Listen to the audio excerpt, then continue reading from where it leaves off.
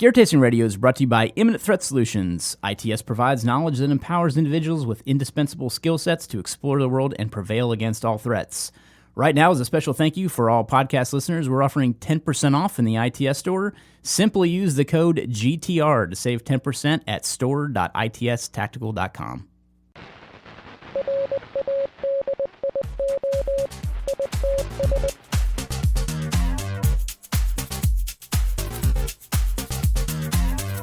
Welcome to Gear Tasting Radio, where we offer an in-depth look into the usage and philosophy behind the equipment in our lives. I am Brian Black, joined today by Rob Henderson, as always. Hello. And today we're going to be talking about physically saving yourself. So this kind of dates back to an article that I wrote almost in the very beginning of ITS. I think it was around the 2010 time frame or something like that. But I wrote an article called, Can You Physically Save Yourself? And my goal with that was to start getting people to think about fitness in a different way. So not as like I'm going to bulk up and get big muscles to show off on the beach, or I need to look good when I take my shirt off, that kind of thing. It was literally trying to focus on, could you scale a fence if you had to when you're running away from something? Could you lift yourself onto the top of a Connex box or a shipping container, for those of you that don't know what Connex box means. Tall object. Shipping container if you had to, it's using fitness for that type of aspect rather than just a Can you deadlift a lot? Right, yeah, a strength goal. And granted, there's plenty of things that would require being able to deadlift a certain amount and things like that too. And I would group deadlifts into something like this.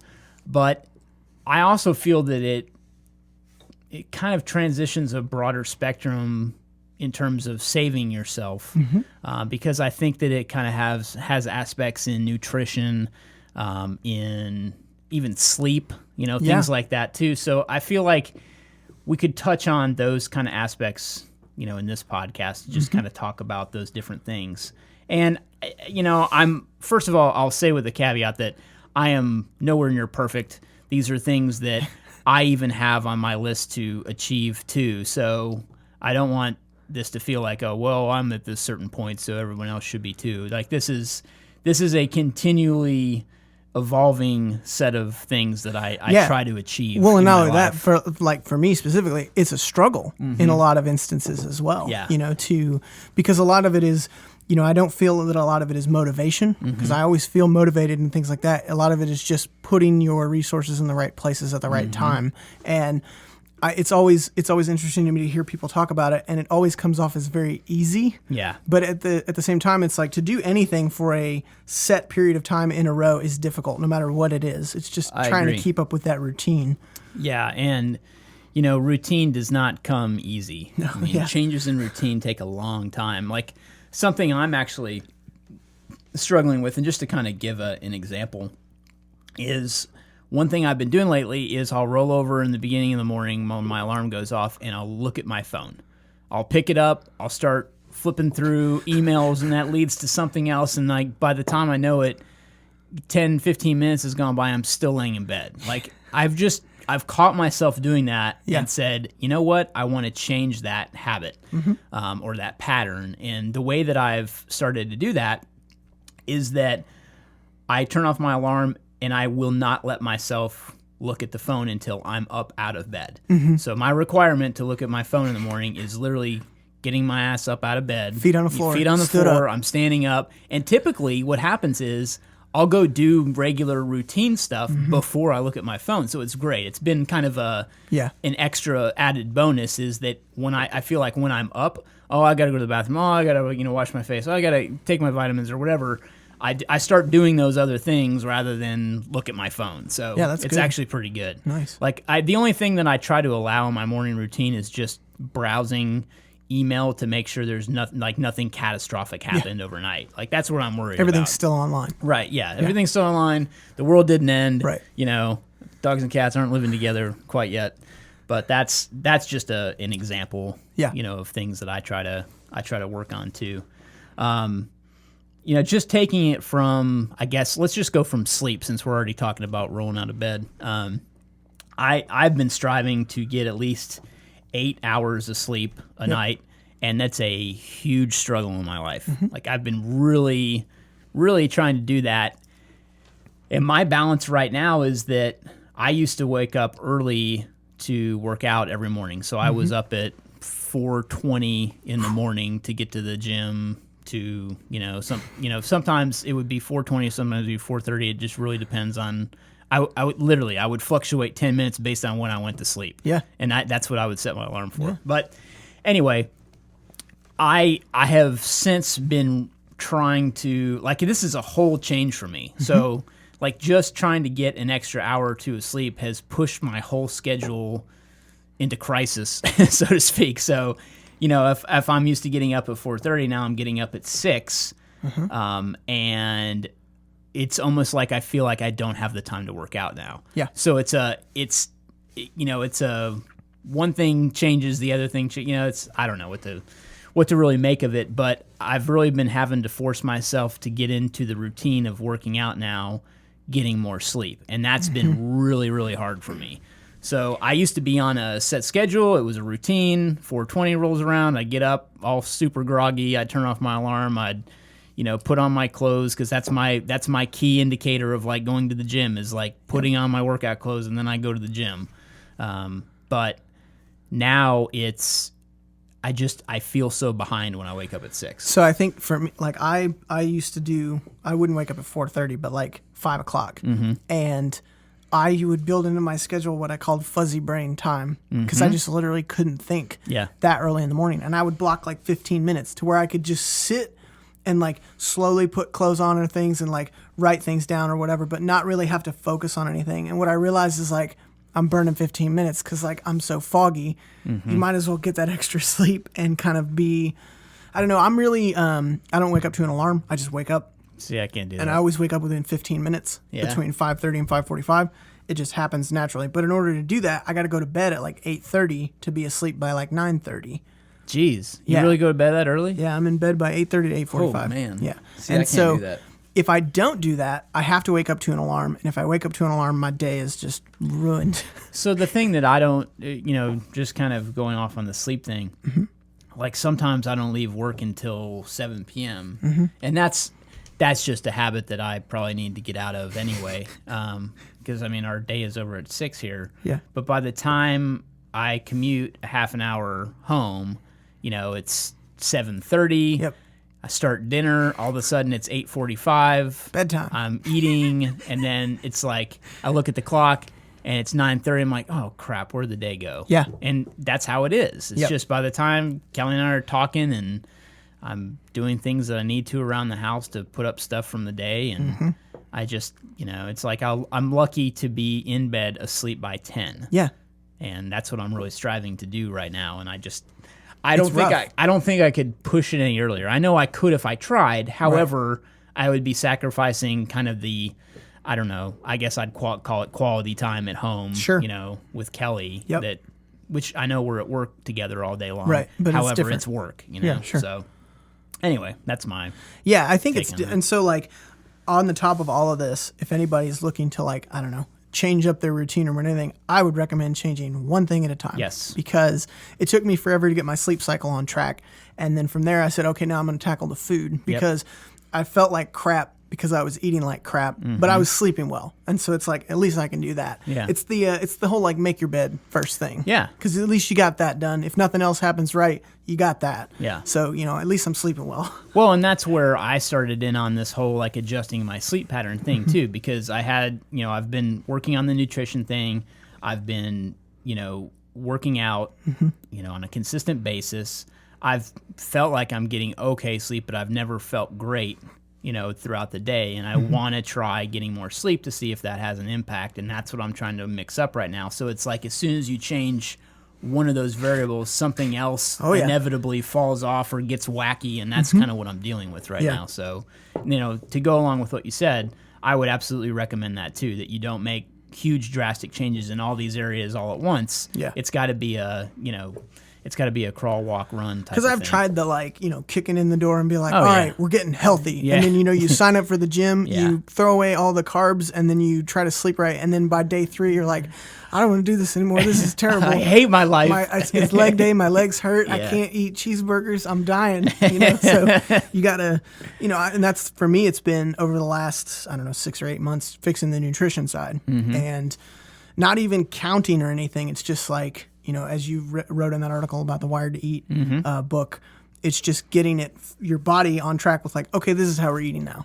And then you don't have to think about it. It's not a conscious thing. What I'm hoping that I get out of the realization from getting more sleep is the same realization that I feel like I got from eating better. So that realization came in the fact that, oh my God, I don't have to bust my ass so much at the gym now when I'm eating better. And, it's that quote that I've heard a million times, but now it really, really rings true to me, is that you can't outwork a bad diet. And it's true. Yeah, and that's a great point. And that's what I was trying to do all the time at the gym. I was forcing myself, I got to work out harder. I'm not dropping the weight that I want. I got to get in better shape. I don't understand why I'm not losing weight when I'm at the gym all the time. And that's what it was. You can't outwork a bad nutrition plan or a bad diet. So, and that's what I've been getting in the habit of doing. Kelly and I started that Wired to Eat program in August of last year, and I'm down 20 pounds now, and I feel freaking amazing. Yep. And it's been eye-opening, the changes that I've seen, not only in my mood and my energy level, but also in the amount of work that I have to do to maintain that weight. It's just it's almost dropped off. Yep. And I'm not saying I'm being lazy on purpose, but I found that I don't have to work as hard when I go to the gym. Now it's more of a maintenance kind of thing, and I feel like I'm just kind of keeping in shape. And that's kind of goes into the topic where we kind of deviated from a little bit in the beginning, but that's what this is all about. It's not just, saving yourself physically and jumping a fence, but it's making sure that you're around for whatever purpose. Maybe it's for your kids, it's for your significant other, it's for yourself. I mean, obviously it has to be for yourself first, in my opinion. Sure. But you want to be there, and be present in life for all those things that are going to come up. So I feel like it all kind of ties in together. Yeah, so it doesn't have to be like an apocalyptic event. It can just be like just not dying of heart disease, right? That kind of thing. Exactly. Yeah. Yeah, and I feel like that's kind of what this diet has allowed me to do too, is really to see how much better I feel overall. And I say that in the context of like, I feel great. I want to get up into bed in the morning, and that's not really the truth. No. What I mean by feel good is that the level of digestion my stomach has during the day is just so drastically different. First of all, because of the way I'm eating, I feel like I'm self-regulating my nutrition or my food intake a lot better too, because when you're not eating things like sugar and carbs and things like that, your body doesn't get hungry as fast, so you don't crave those things. So it's kind of a natural appetite suppressant in itself. So for those of you that don't know what the Wired to Eat program is, that was a book written by Rob Wolf, and it's essentially a paleo type diet. I always tell people it's PMP, pretty much paleo. Yeah, pretty much paleo. So, Rob Wolf is a big proponent of the paleo diet, but however, he's seen that making changes in that have helped different people. So, really, it's a great way to eat, just from the fact of you're eliminating sugars, which they haven't 100% linked sugar to cancer and things like that yet, but however, there's a very strong correlation between all the sugar that Americans have been putting in their bodies and cancer and things really like hard that to make too. a case for Coca-Cola and Doritos versus like fruits and vegetables. I know, but it's tough to say that to somebody that eats that way. Yes. And that's even something that you might want to do too. Like, first, before you even jump into a diet like this, start eliminating sugary drinks.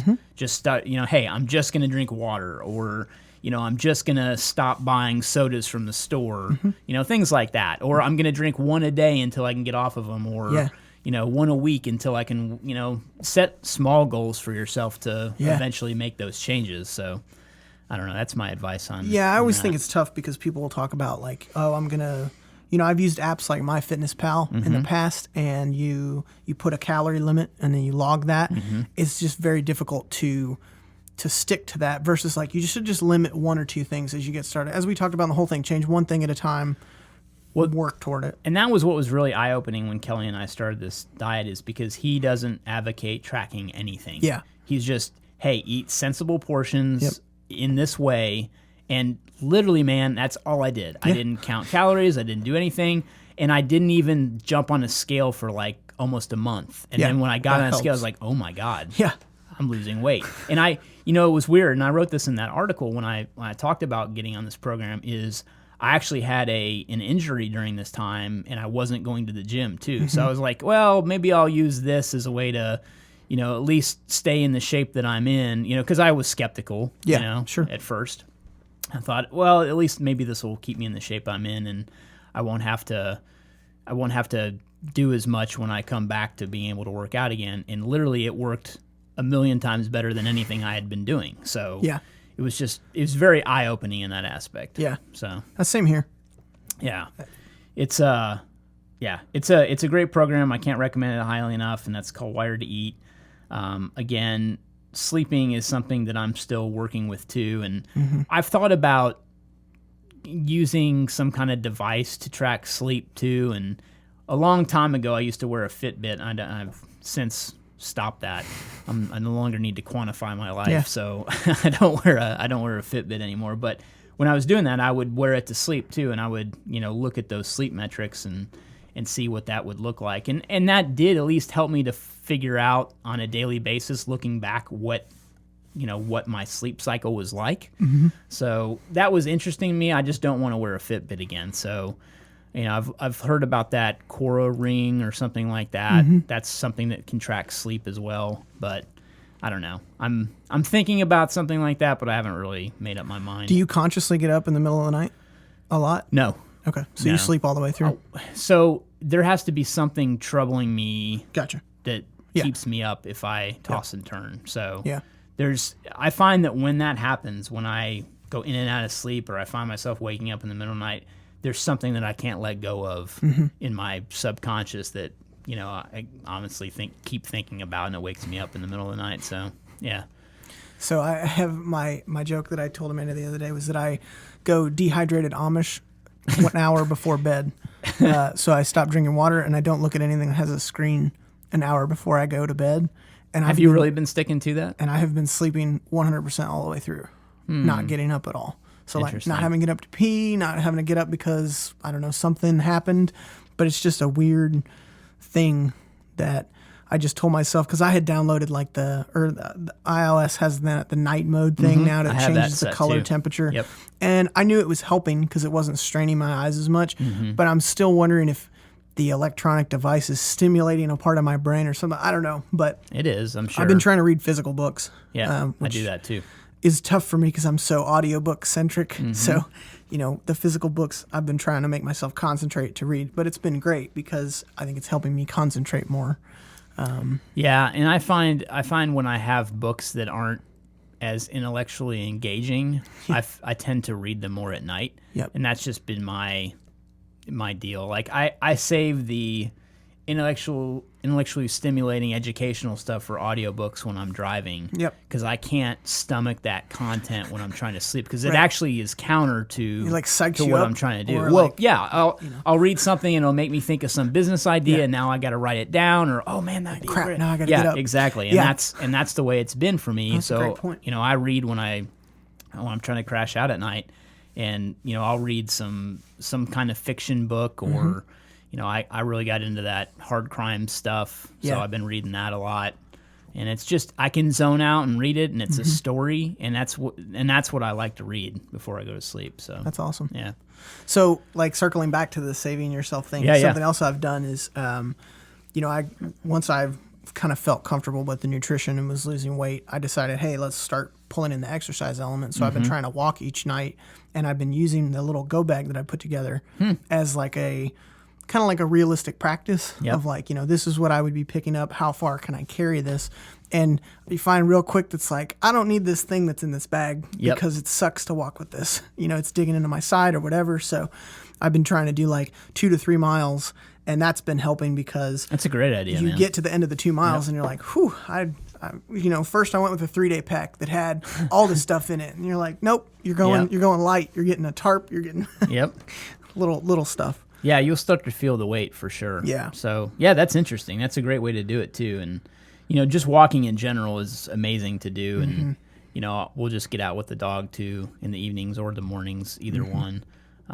Sometimes we'll do both, but yeah, that's a great way to get out and at least get your body moving too. And we were doing that a lot too. So, when I said I wasn't working out, we were still walking quite a bit too. So, that was the one thing we were doing. But yeah, that's a great way to do it. And I love the idea of using that to start testing your ability to walk with weight, because that's a huge thing too. I mean, that directly plays into the whole can you save yourself thing, and that's one thing I didn't really mention. But I like the advent that you could have to walk with that equipment that you're pulling out of your car, and why not build that into your workout regimen? Well, which is why when I see people post on forums and stuff with these huge loadouts that include shovels and axes and stuff, and it's not a judgmental thing. It's just I'm legitimately curious. Have you walked with that before? Because I would walk with that and be done in a mile or 2 miles. I'd be smoked.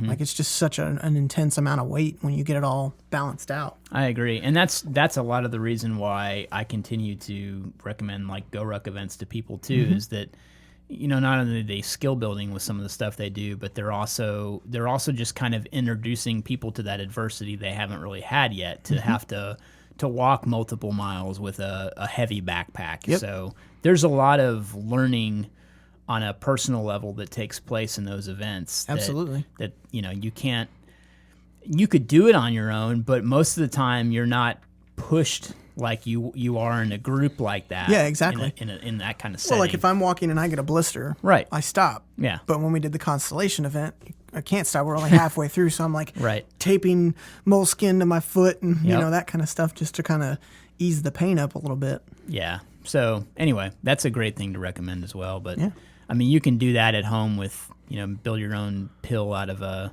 sandbag and duct tape. You actually got an article on how to do that, but you can put that in a backpack and walk just the same. But yeah, that's something that I definitely recommend. I actually like getting out on a nature trail we have, and I'll get my hiking poles and put weight in a backpack and just go like that. That's typically how I train for that sniper challenge event and stuff like that. So that's been something I work into. And this is the perfect weather for it. It's starting to be spring. Yep. This is before it gets hot in Texas, and I don't want to do anything once it gets to be 100 degrees. So. No fun. Yeah. Yeah, I think that kind of sums up what we were really trying to talk about. I mean, we covered nutrition, we covered sleep, we covered working out and building those things in. I think probably the one thing that's the most important thing that we really didn't talk about, and I think trumps all three of those, is just mindset. And I feel that training your mind is probably the most primary thing you can do before you work on any of those three things, because if you don't allow yourself to mentally get into wanting or thinking that your life is worth saving, none of that even matters. Yeah. So, I think that's probably primary, is just focusing on that and really mentally having the skills to be able to do that too. Like aside from, the fitness and nutrition and, things like that, I really feel like just getting those, core topics down of how to build a fire or, things like that. So, and seek out stuff that motivates you. Right. Because that, to me, I know I can always throw on a podcast or even a song or something like that makes me like, okay, I got to get up and do this. Yeah. I don't feel like doing it, but.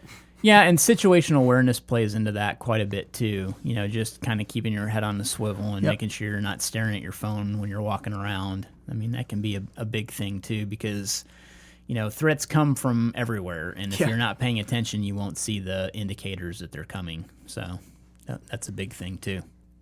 Thanks for listening to Gear Tasting Radio. Remember, if you have questions, use the pound tag Gear Tasting on a social media network. We will find them and get them answered here, either on our radio show or the Questions Over Coffee segment we do on the Gear Tasting side and video on YouTube.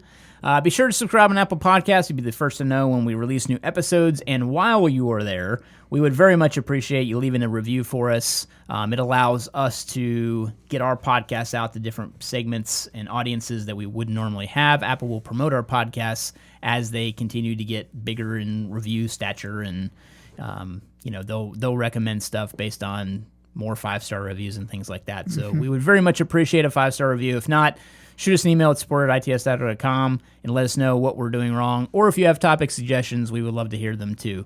All feedback is important, and we would love your feedback. So thanks for listening, and we'll see you next week.